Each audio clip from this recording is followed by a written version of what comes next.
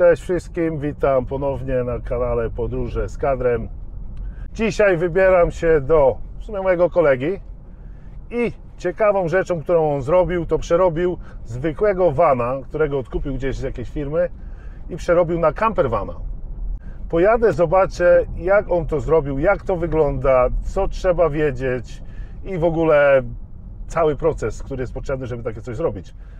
Kupić vana zwykłego i przerobić na campervana, zarejestrować jako campervan i cieszyć się podróżami campervanem. No i dojechałem do właściciela kampera, ale zanim zaczniemy cokolwiek mówić, jest jedna ważna rzecz. No myślę, że jest to bardziej ciekawostka niż ważna rzecz, bo pewnie wielu ludzi się boryka z tym samym problemem, co miałem ja, czyli brak dostępności do garażu, brak dostępności na podjazd, ponieważ w domu mam podjazd, gdzie van niestety się nie mieści. Więc to wszystko, co tu widzicie, to zostało zbudowane na ulicy, przed domem. Około 2500 kroków na odcinku, powiedzmy 200 metrów między ogrodem z tyłu domu, a zaparkowanym samochodem na ulicy przed domem. Jeżeli chodzi o dane techniczne, to na bazę wybrałem Peugeota Boxera L3 H2. To Peugeot, który jest średniego wymiaru, jeszcze może być troszeczkę wyższy i troszeczkę dłuższy. Silnik w środku jest 2 litry HDI Euro 6. Euro 6 dlatego, że dużo jest obostrzeń w wielu miastach i coraz więcej się ich pokazuje. Jeżeli chodzi o tak zwaną opłatę miejską, tutaj w Anglii to się nazywa Low Emission Zone.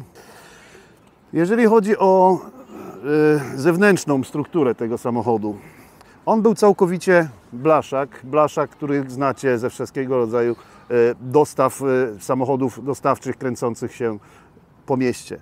Tutaj wstawiliśmy jedną szybę z tej strony, dużą. U góry zamontowaliśmy, jest to wymóg, o którym później będziemy mówić. Fiamma F35 Pro, jest to markiza rozsuwana, 2 metry szerokości i 2 metry długości. Następnie po zamontowaniu Fiamy, właściwie nie po zamontowaniu, bo ona była montowana ostatnia, zamontowaliśmy bary dachowe, które służą do przewożenia na przykład suba albo deski do surfingu. Do deski do surfingu nie mam, ale suba mam. U góry są zamontowane 2 panele, 2 solary, 2 razy po 200 W, co całkowicie wystarcza jak na razie nam do użytkowania energii i tak dalej, więc jeszcze nie zdarzyło się, żebyśmy gdzieś, żeby tej energii nam zabrakło. No i tutaj z drugiej strony, jak przejdziemy, oczywiście kamerę cofania też musiałem kupić, zamontować z tego względu, że nie było tylko dodatkowe światło stopu, a jednak przy tych rozmiarach i przy różnego rodzaju miejscach, do których się wjeżdża, to ta kamera jest bardzo przydatna. Z tej strony oczywiście nalepki, właściwie tak lustrzanie jak z tamtej strony. Tutaj dodatkowe okno do sypialni, powiedzmy, czyli do takiej strefy sypialnianej. I duże okno, właściwie przy naszym stoliku, nazwijmy to w salonie, jeżeli można tak podzielić vana na takie sekcje. Więc z zewnątrz właściwie to już jest wszystko, co tutaj widać, co zamontowaliśmy. Teraz możemy przejść do wewnątrz. Ile czasu zajęła budowa, można spytać? Budowa zajęła równe 40 dni. 40 dni, ale to trzeba liczyć po 10 godzin dziennie. No a teraz to, czego nie widać, a co musi być w vanie zastosowane. A więc tak, u góry, jak mówiliśmy, są 2 razy 200 W panele słoneczne. Tu są schowane na nadkolu 2 akumulatory po 120 Ah. Do tego, żebyśmy mieli 220, oczywiście potrzebny nam inwerter. Ja inwerter mam 3000 W, co w zupełności mi wystarcza. Firmy Edecal. To jest przetwornica, która nam pozwala ładować panele i ładować akumulatory z paneli. I reguluje to, żeby po prostu nie było zbyt dużego ani zbyt małego napięcia. I oczywiście łącznik, izolator, który nam odłącza i załącza panele. Jeżeli chodzi o instalację wodną, tutaj mamy 195 litrów zbiornik wody użytkowej, a pod spodem mamy 95 litrów zbiornik wody szarej. Tutaj widzimy tylko końcówkę. Niestety tego nie pokażę, ale wierzymy na słowo. Jeżeli chodzi o ogrzewanie, tak zwane nocne ogrzewanie Webasto, to znajduje się ono tutaj pod siedziskiem. Dokładnie siedzisko ma podwójne dno. Na samym dole jest Webasto, jest to Webasto 2 kW. Mamy tutaj dodatkowo lodówkę firmy Sheld. Jest to lodówka 65 litrów. Lodówka kompresorowa, co jest ważne, dlatego że lodówki kompresorowe są przeznaczone właśnie po to, żeby zużywały bardzo mało energii. Ona tylko sobie dobiera tą temperaturę, żeby ją obniżyć. Nigdy nie pracuje cały czas. A jakie napięcie jest w wanie? Tak, a więc mamy tutaj szybko ładujące gniazdka USB, tutaj i tutaj, ale tutaj, jak widzicie, są również 220 gniazdka, jedne i drugie, dwie pary tych gniazdek, właśnie po to, żeby można było używać sprzętów, tak jak na przykład Iwona używa blendera cały czas, więc musimy mieć to 220, a poza tym do ładowania typu laptopa czy innych rzeczy też. I tu jest, widzę, spanko na dwie Tak. osoby. A coś tam pod spodem, to jest jakiś magazynek czy coś? Tak, tutaj mamy tak zwany garaż. Już widzę. I tutaj, jeżeli pada, no to możemy sobie tutaj wyciągnąć rzeczy, które mamy tu schowane. Także, żeby to dojście było z zewnątrz, jak i z wewnątrz. Dzięki. Teraz sprawy toaletowe, jak wygląda mycie naczyń, jak wygląda mycie rąk i inne sprawy. I później jak to się wymienia na kempingach. A więc tak, jeżeli chodzi o sprawy toaletowe, to tutaj mamy trzyfunkcyjną strefę. A więc tak, jest to szafa.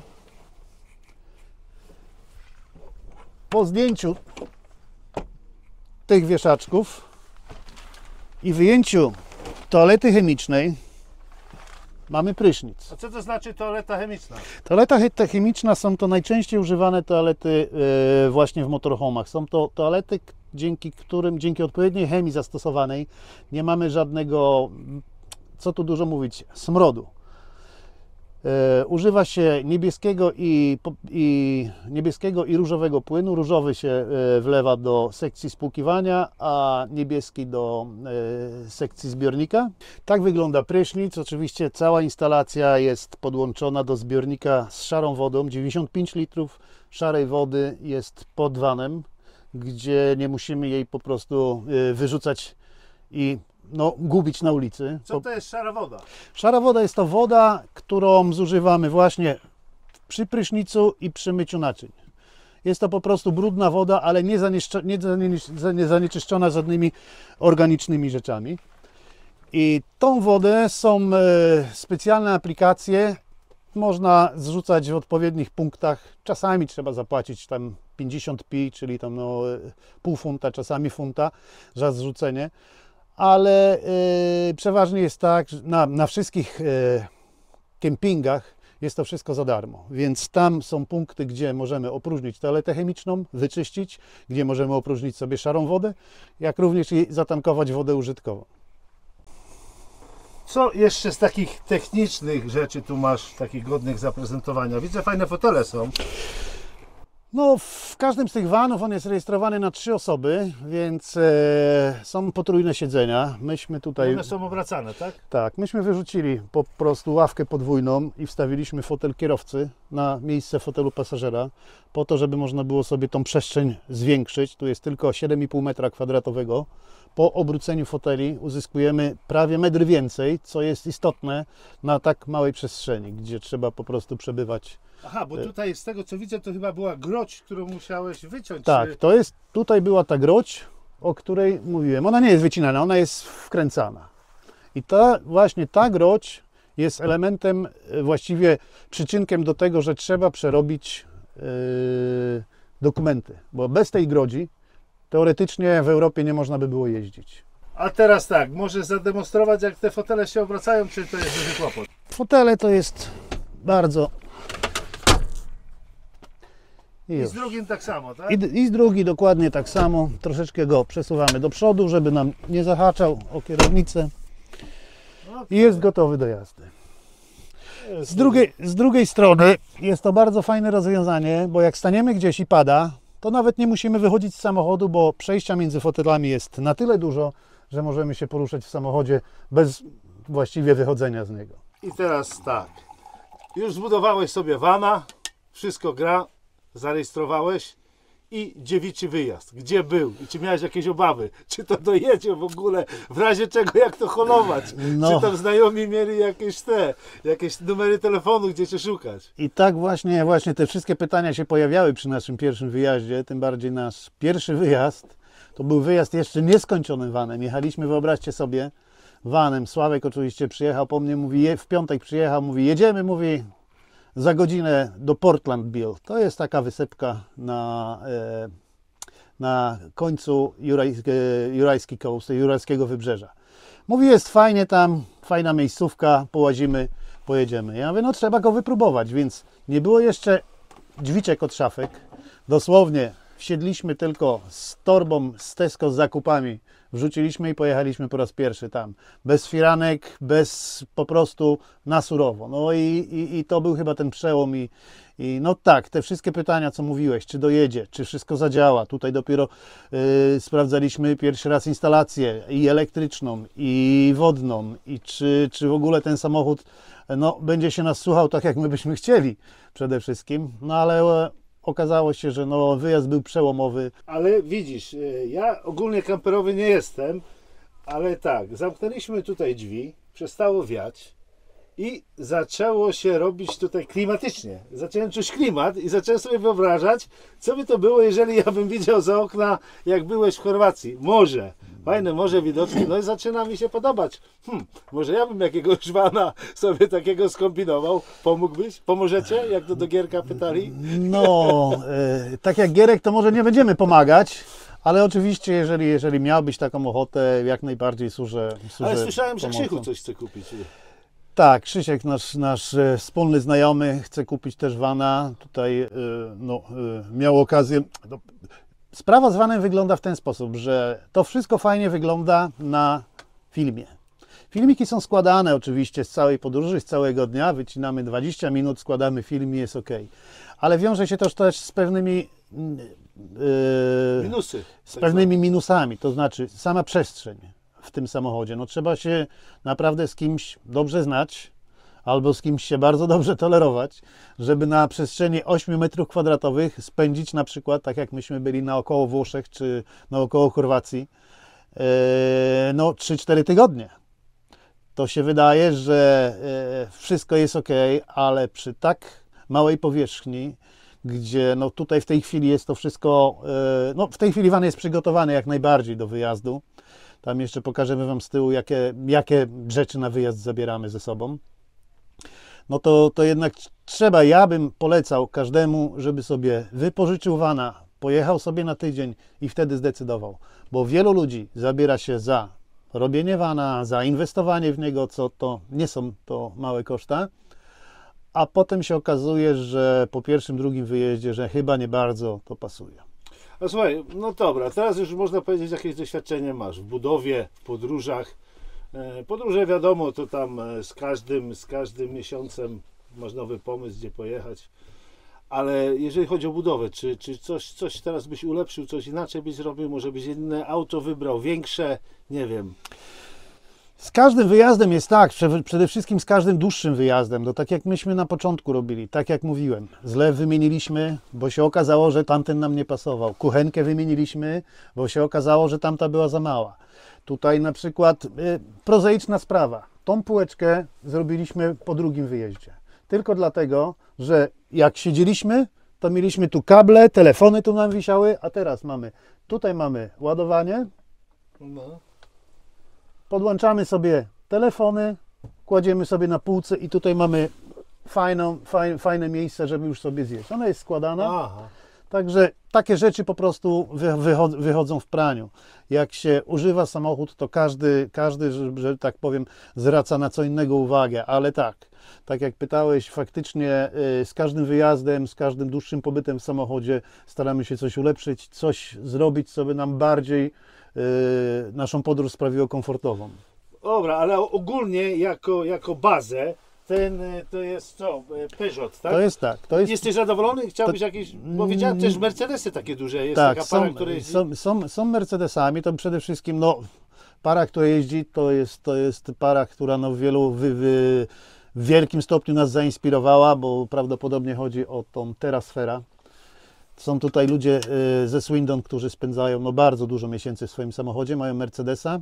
Jest on dłuższy o 65 cm od tego samochodu. Przydałoby się to 65 cm czasami. Niemniej, jeżeli chodzi o miejsca parkingowe, nawet do podjeżdżenia do supermarketu i tak dalej, to ten jest idealny, bo on prawie nie wystaje.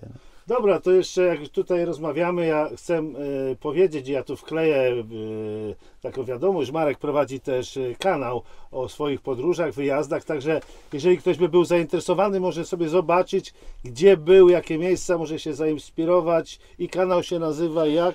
Kanał się nazywa Pineskowanie, co się wiąże z taką śmieszną, no skąd się w ogóle nazwa Pineskowanie wzięła? No dobra, kanał się nazywa Pineskowanie, na kanale znajdziecie nasze podróże, i te krótkie, i te długie, jak również film z całej budowy vana, krok po kroku, gdzie możecie sobie zobaczyć od początku, jak był rozbierany do momentu właściwie obecnego wyglądu. A nazwa, no Pineska. Pineska była dlatego, że tak jak mówiłem wcześniej, Sławek ciągnął mnie. To jest Sławek?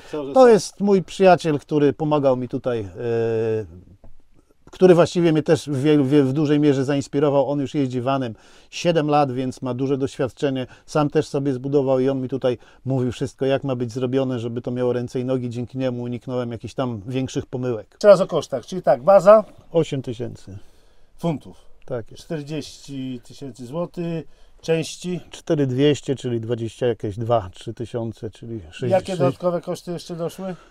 I to właściwie wszystko, bo robocizny nie płaciliśmy, bo ja robiłem wszystko sam, nie? Więc robiłem to sam i co jest ciekawe, robiłem to sam bez garażu, bez podnośnika i robiłem go przed domem na ulicy, także A co najwięcej sprawiało problemów? Wiem, że tam części długie, coś tam długo szło. Skąd zamawiałeś głównie części? Części zamawiane wszystkie były online, więc dzięki temu, że logistycznie mieliśmy już podzielone sobie przed przystąpieniem do pracy, mieliśmy podzielone sobie etapy, więc to sobie zamawialiśmy etapami. I te części właściwie już czekały na mnie w domu. Były czasami problemy, na przykład jak z lodówką, gdzie lodówka szła do mnie ponad miesiąc czasu, a odległość od dostawcy była jakieś 150 km, więc łatwiej by mi było tam podjechać, ale niestety nie można było podjechać, no i miesiąc czasu czekałem na tą lodówkę. Co zabieramy ze sobą na wyjazdy? A więc zabieramy ze sobą stolik, 2 krzesła, kalosze obowiązkowo. Tutaj mamy najazdy, żeby wypoziomować go przed spaniem. I tu jest jedna mata, czyli taki zewnętrzny dywan plastikowy. No oczywiście ja jeszcze ze swoich pasji to wykrywacz do metalu razem z łopatką i wędki. No to są rzeczy, które lubię robić i jak tylko jest okazja, to mamy. No i jest jeszcze rzecz, którą mam zawsze ze sobą, a jeszcze nie używałem, czyli zapasowa kuchenka na kartridże. Kartridże mamy ze sobą również, komplet kartridży. W razie jakby nam się gaz skończył, to tutaj możemy sobie odpowiednio to. No i saperka. Saperka też jest istotną sprawą, jest tutaj przyczepiona na drzwiach, bo w różne miejsca wjeżdżamy i no, czasami się przydaje. A co to jest taki lewarek? Co to masz takie? A nie, no to jest zabezpieczenie na kierownicę. Jedno z 3 zabezpieczeń, to jest właściwie z 4, bo jest alarm, jest zabezpieczenie na kierownicę również z alarmem. Jest też takie coś, to jest chyba najlepsze, jest to blokada hamulca i sprzęgła. A więc tak, to się cały czas obraca, więc nie ma możliwości tego Musisz to przytrzymać ręką, otworzyć. I tu są wymierzone sprzęgło i hamulec. Zakładamy na sprzęgło i hamulec. Zakładamy to. No a w miejscach, gdzie my stajemy całkowicie dzikich, to na całe szczęście jeszcze nie musieliśmy cieszyć się z tego, że ktoś nie mógł tego pokonać. Albo płakać. Albo płakać, tak jest. O, tak wygląda życie w wanie. Każdy kubek, każda rzecz szklana musi być opakowana, bo będzie wszystko dzwonić. Szafki są zamykane automatycznie, więc tutaj nam nic nie tego. I tutaj zobaczcie sobie również, jeżeli chodzi, my używamy najczęściej takich właśnie woreczków folii bąbelkowej, żeby nam nic nie dzwoniło po drodze, chociaż też zawsze dzwoni, nie uda się. No i oczywiście wszelkiego rodzaju rzeczy typu jak najmniejsze rzeczy, czyli składane rączki, żeby zaoszczędzić na miejscu, bo to jest w wanie bardzo istotne. Rozkładane sprzęty kuchenne. A recykling, proszę pana, gdzie jest recykling? A proszę pana, a recykling jest w naszej... O, tu mamy śmietnik i oczywiście wkładamy do środka worek i opróżniamy w miejscach, gdzie oczywiście jest to dozwolone, nie wyrzucamy i jestem bardzo niepocieszony, jeżeli chodzi o ludzi, którzy w jakiś sposób... Jest też gaśnica, jest bezpieczeństwo. Jedna tylko, czy więcej wymaga? Musi być jedna gaśnica. O, i jest. O, tutaj mamy apteczkę. O, apteczka właśnie. Tutaj mamy... Tutaj taki van, ale tu jest tyle tematów, że tutaj można opowiadać pół dnia. Tutaj mamy walkie-talkie. Po to, jak się gdzieś rozdzielamy, idziemy osobno, żebyśmy mieli łączność ze sobą, bo nie zawsze jest łączność komórkowa, a walkie-talkie mimo wszystko w takich sytuacjach działa. To jest dobre, no. A tu? Tu jest sekretne? A tu mamy... Nie, tam pieniądze trzymamy gdzie indziej, ale tego Wam nie pokażę. A tutaj mamy, no zestaw żarówek, bezpieczników, co mogłoby nam się przydać. Tu jest moje GoPro, które miałem włączyć w czasie nagrywania. W 3 słowach, co możesz powiedzieć na temat jakichś wyjazdów, żeby nie rozciągać się w czasie? Przede wszystkim każdy wyjazd vanem to jest nowa przygoda, nowe miejsca i polecam wszystkim, żeby spróbowali. No, teraz mamy plan, chcemy jechać na Sardynię, więc to też będzie 3-tygodniowa podróż, bo jednak z Anglii to jest kawałeczek drogi. No a potem zobaczymy, nie? No na razie skupiamy się nad Sardynią i patrzymy się, gdzie tam można sobie stanąć, co tam można zobaczyć, a przede wszystkim, kiedy będzie dobra pogoda. Ja myślę tak, że już, nie wiem, co jeszcze więcej. Można w komentarzach zadać jakieś pytanie, jeżeli ktoś się interesuje bardziej. Powoli będziemy kończyć. Ja dziękuję za czas spędzony ze mną i jeszcze raz przypomnę, że Marek ma kanał Pineskowanie, będzie podlinkowany, odwiedzać. Tam będzie więcej informacji i to z mojej strony wszystko. Jeżeli coś jeszcze chcesz dodać, to jest ostatnia szansa na to, bo później będzie różnie z tym. Ja mogę po prostu ludziom polecić ten typ wyjazdu. Wiem, że to nie jest dla wszystkich, ale ci, którzy lubią podróżować i nie lubią siedzieć w miejscu, no to jak najbardziej. No i chciałem Ci przede wszystkim podziękować za zaproszenie do tego kanału.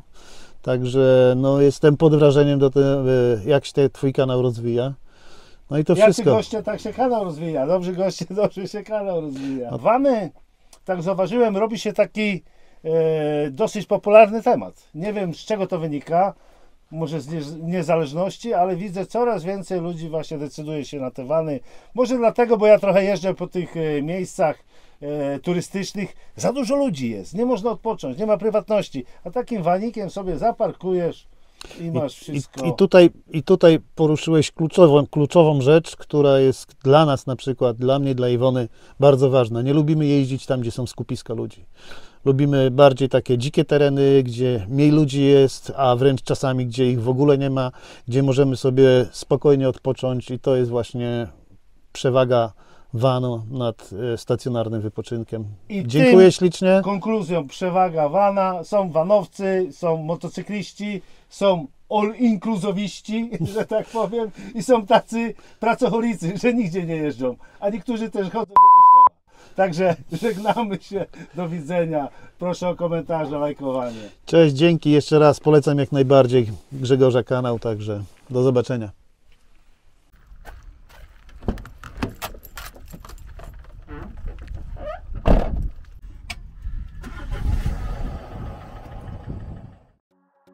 Zajmujesz się czymś wyjątkowym lub stworzyłeś coś interesującego? Chciałbyś podzielić się swoją historią, pasją lub projektem ze światem? Napisz o tym w komentarzu. Ja przyjadę, poznam Twoją historię i nagram o tym film.